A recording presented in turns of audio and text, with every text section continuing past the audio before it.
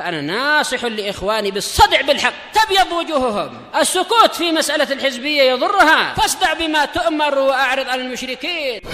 سلامي على دماج ورجالها والشيخ يحيى ودار العلم يا سعد بانيها. بسم الله الرحمن الرحيم. الحمد لله والصلاة والسلام على رسول الله وعلى آله وصحبه ومن والاه.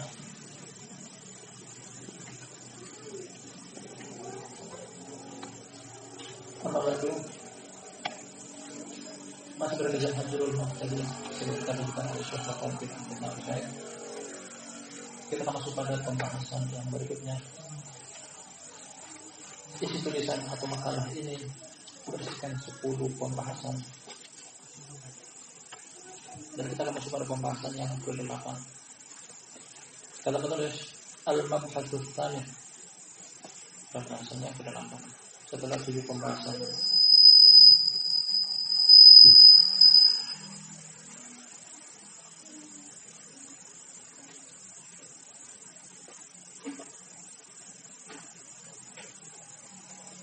Setelah 7 pembahasan sebelumnya telah kita baca,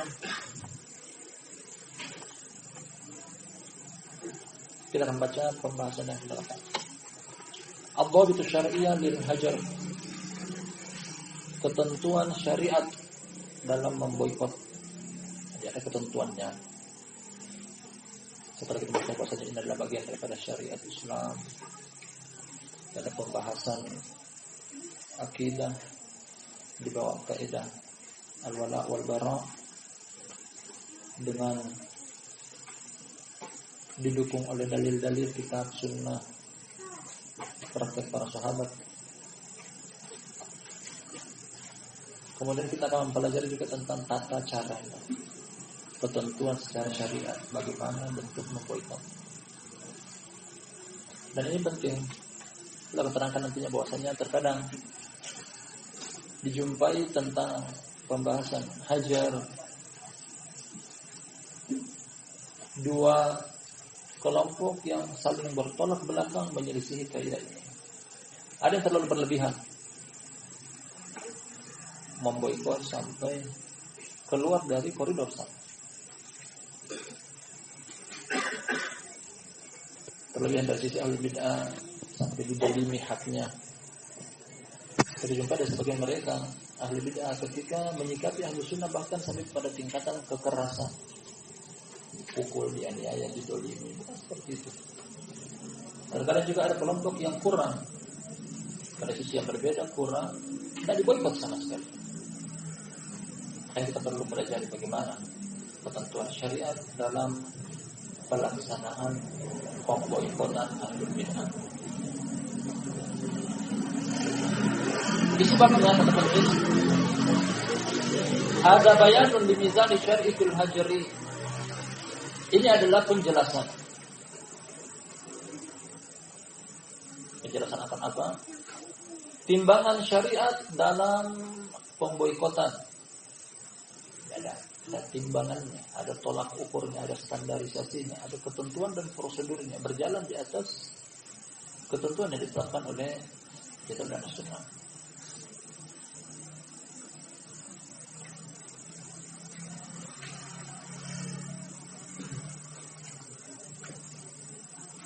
Meskipun telah kita ketahui bersama tentang boikot adalah syar'i, bagian daripada syariat Allah Subhanahu wa taala yang suci, tapi tidak dengan pemahaman kita sendiri dalam menerapkannya, juga butuh aturan main di dalamnya. Wa huwa min ahammi abhathi hadzal wajib syar'i. Dan ini termasuk pembahasan yang sangat penting dalam satu kewajiban syar'i ini. Bila katakan bahwa bab yang kedua adalah bab yang paling penting.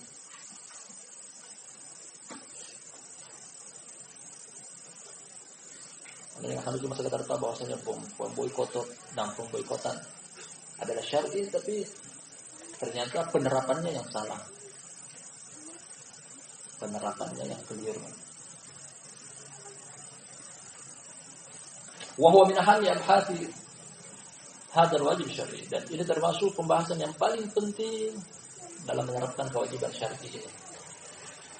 Wa alaihi, oleh karena itu, fa idza alimna anna az-zajra bil hajri lil mubtadi'i hatta yatuba ila Allah ta'ala qad qamat alaihi adillatun bi khususihi wa annahu min awla mufradatin qa'idati syar'iyyatil muttaridah al-wala' wal bara' al-hubbu wal bughdu fillah ta'ala. Oleh karena itu, ketika kita telah mengetahui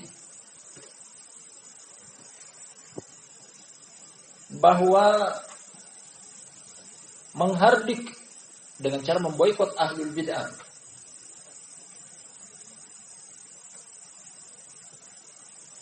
menyikapi keras, yang bahasa syar'i mengatakan boikot terhadap ahlul bid'ah. Sampai kapan? Hatta yatuba ila Allah Ta'ala, sampai mereka tobat kepada Allah Ta'ala. Pemboikotan tersebut akan terangkat apabila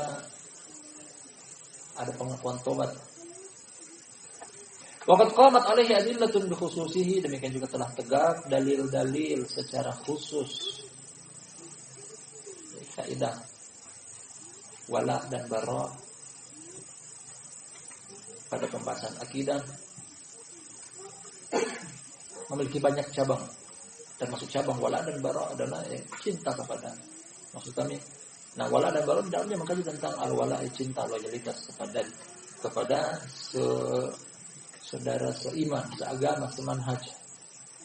Al-bara berlepas diri dalam konsekuensi tersebut, membenci termasuk memboikot kepada pihak-pihak yang pantas untuk diboikot seperti kafir, musyrik, mubtadi'ah, ahlul ma'asi. Terkhususnya tentang pembahasan boikot ahlul bid'ah telah datang dalil-dalil khusus dan kita kaji 4 dari ayat, beberapa dari hadis. Nah, masih ada ayat yang lainnya, tapi dalam makalah yang ringkas ini boleh hanya bawakan kepada kita 4 ayat. Wa annahu min awla mufradatin qaidati syar'iyyatil muttaridah, dan ini termasuk salah satu mata pelajaran syariat dalam wala dan bara. Wala dan bara memiliki anak cabang pembahasan yang tadi kita terangkan secara terperinci. Wala artinya cinta, pihak-pihak mana saja yang kita cintai. Al-bara artinya berlepas diri, pihak-pihak mana saja yang kita berlepas diri darinya. Artinya memiliki cabang yang sangat banyak dalam satu judul al-wala wal bara. Kemudian dari wala sendiri artinya adalah cinta. Dia dalam bercabang lagi bahwasanya cinta terdapat 3 pembagian. Cinta ibadah, ada juga cinta tabiat, ada cinta yang terlarang. Cinta ibadah apa-apa saja, cinta terlarang apa-apa saja. Demikian juga bara, berlepas diri. Berlepas diri bertingkat-tingkat. Ada berlepas diri total seperti kafir dan musyrik. Ada ahlul bid'ah, nah kita terapkan kepada mereka hukum-hukum mereka kaum muslimin. Tapi butuh untuk diboikot. Ada juga pelaku kemaksiatan. Ada juga ahli syubhat. Ada juga seseorang yang melakukan dosa, tapi dosanya tersebut ternyata tercabang. Ada yang membahayakan orang lain, hanya membahayakan diri pribadi. Ini banyak cabangnya. Dan beliau khususkan tentang memboikot ahlul bid'ah dalam satu tulisan. Al-hubbu wal bughdu fillahi ta'ala, yaitu cinta dan benci karena Allah yang maha tinggi.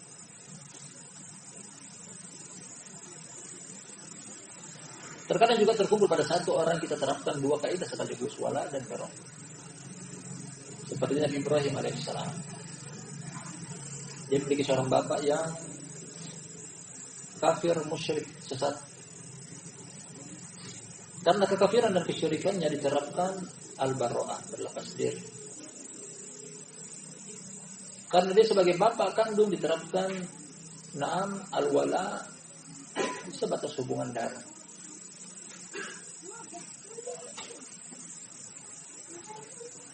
Ini antara anak cabang dari pembahasan wala dan bara. Wa alimna aidan anna al-maqsuda bil hajri zajrul mahjuri wa ta'dibihi wa ruju'il 'amati an misli halihi.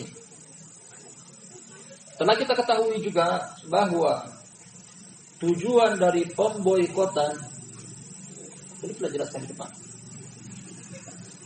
Maksud dan tujuan dari pemboikotan adalah zajrul mahjur, menghardik pihak yang diboikot.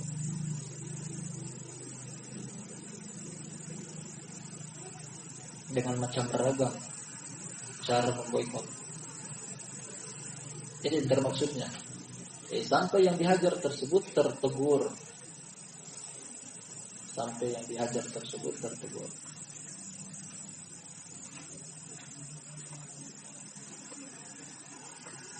Kisah Ka'ab bin Malik radhiyallahu anhu dalam perkara ini sesuatu yang sangat jelas dan nyata bagi kita. Orang mukmin cinta kepada Rasulullah sallallahu alaihi wasallam tanpa terkecuali adalah Ka'ab bin Malik. Kemudian ternyata orang yang dicintai tersebut benci kepada kita. Terkadang kita ambil pelajaran tentang makna memboikot ini orang tua kita yang telah memberikan begitu banyak jasa. Terkadang pada suatu perkara yang dia tidak suka dari kita, setelah nasihat, teguran, mulai dari ringan, sedang, sampai besar. Kemudian pada suatu ketika kita tidak berubah dengan perbuatan kita tersebut, orang tua kita dalam konteks ini mengajar kita. Entah dengan bentuk-bentuk menghajar seperti tidak dipedulikan, bahkan dengan berpaling. Ketika kita menyadari bahwasanya orang tua kita yang tidak mungkin menelantarkan anaknya, yang tidak mungkin menggiring kemudaratan kepada orang yang dia cintai, tapi dihardik, dihajar, diboikot. Maknanya adalah bahwasanya memang kita ada kesalahan, butuh untuk kembali kepada orang yang kita cintai tersebut. Ini antara maknanya, memberikan pelajaran kepada orang yang tentang pihak yang diboikot.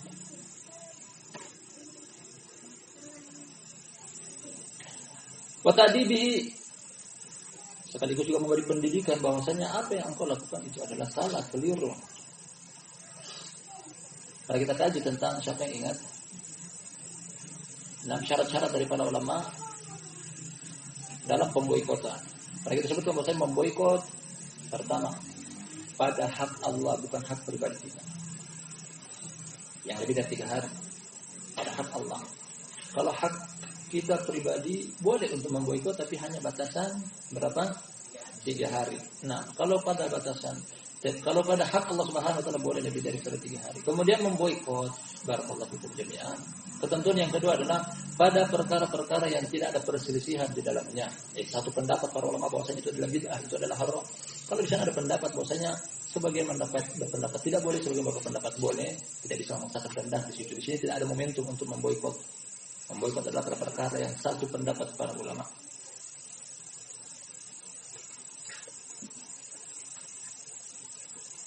Makanya di sini kita akan dapati semuanya nanti tentang ketentuan-ketentuan dalam memboikot. Ada aturan mainnya, bukan dengan seenak kita.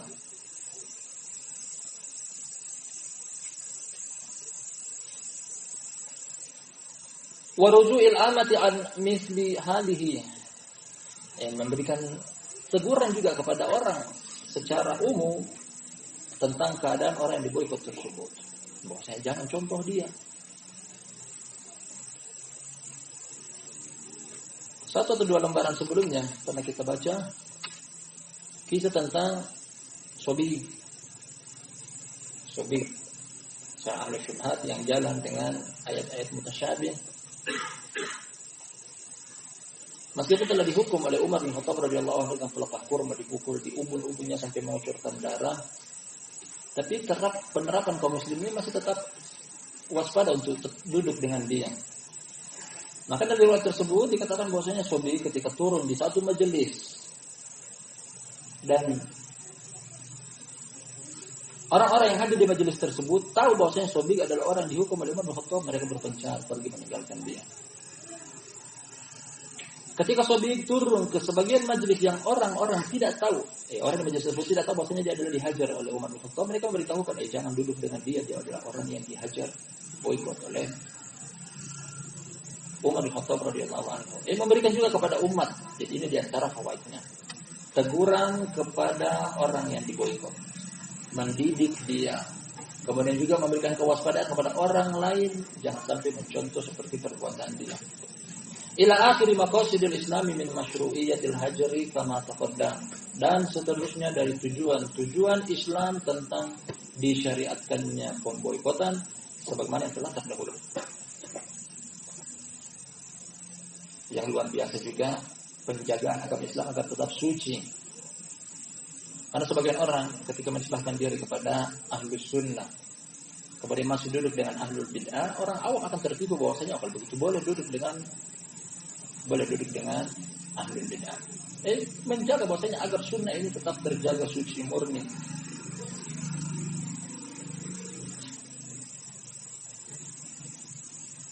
Sama juga pada sebagian anggota keluarga kita yang mungkin meninggalkan sholat, kemudian kita tidak menghajar dia. Orang di luar sana akan menilai, kalau begitu boleh menurut dakwah sunnah meninggalkan sholat. Ketika kita hajar berarti orang di luar sana mengetahui seperti inilah dakwah sunnah. Yang melakukan maksiat, dihardik.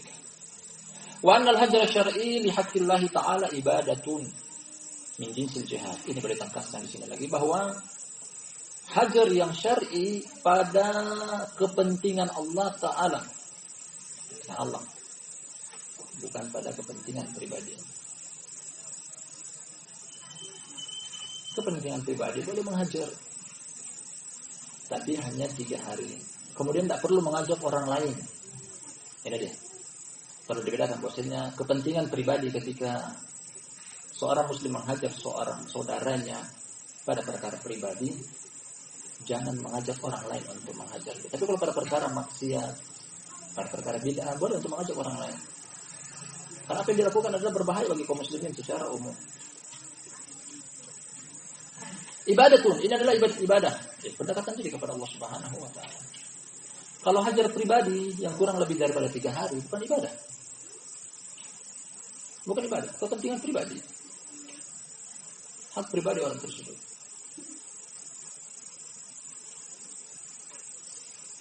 Makanya karena bukan ibadah, boleh membatasi hanya 3 hari. Karena kaum muslimin memiliki hak untuk diberikan hak-hak mereka. Salam, menjawab salam, berkomunikasi dengan baik. Ini termasuk atau bagian daripada jihad. Hajar tadi bagian daripada jihad.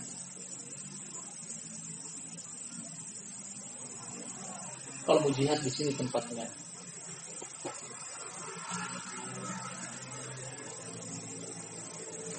Wal amru bil ma'ruf wan nahyi 'anil munkar.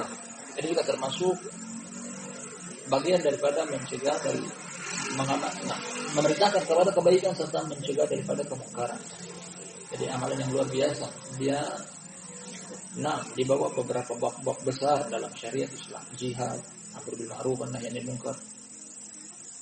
Wal ibadatu la budda min tawaffuri ruknaiha al-ikhlas wal mutaba'ah.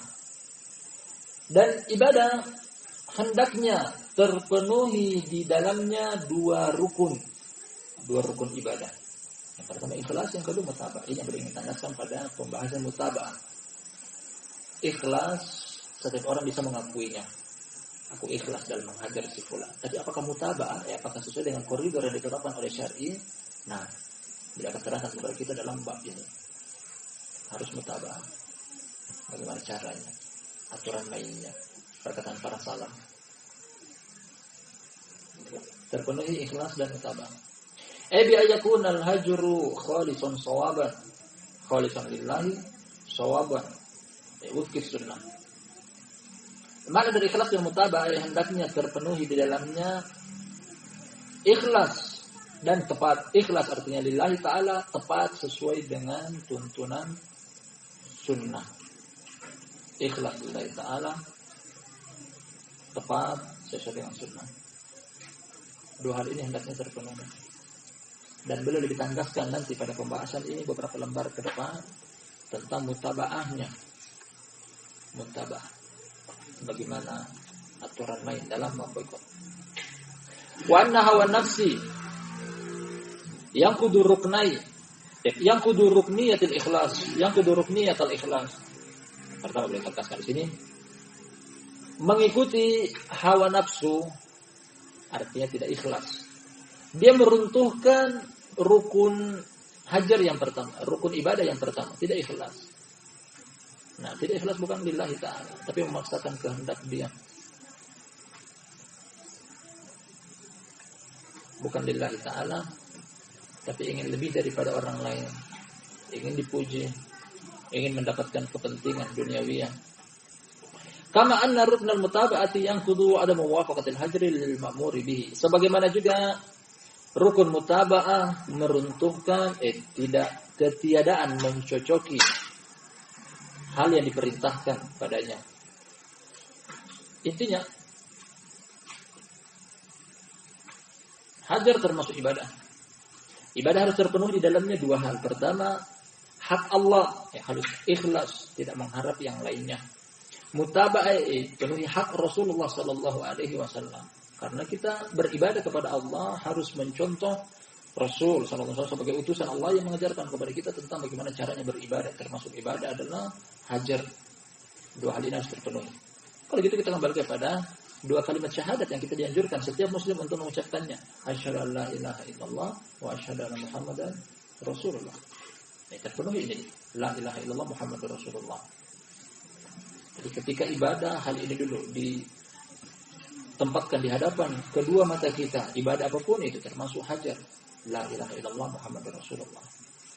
La ilaha illallah yang ikhlas dalam memboikot Muhammadur Rasulullah. Memboikot harus sesuai dengan aturan main dari Rasulullah sallallahu alaihi wasallam. Nah, ini dua alinea pertama yang kita ambil dari pembahasan ke-8 dari kajian kita pada malam hari berberkah ini. Insyaallah yang berikutnya kita akan baca pada lain kesempatan. Wallahu ta'ala bisawab. Kita tutup subhanakallahumma wa bihamdika asyhadu an la ilaha illa anta astaghfiruka wa atubu ilaik.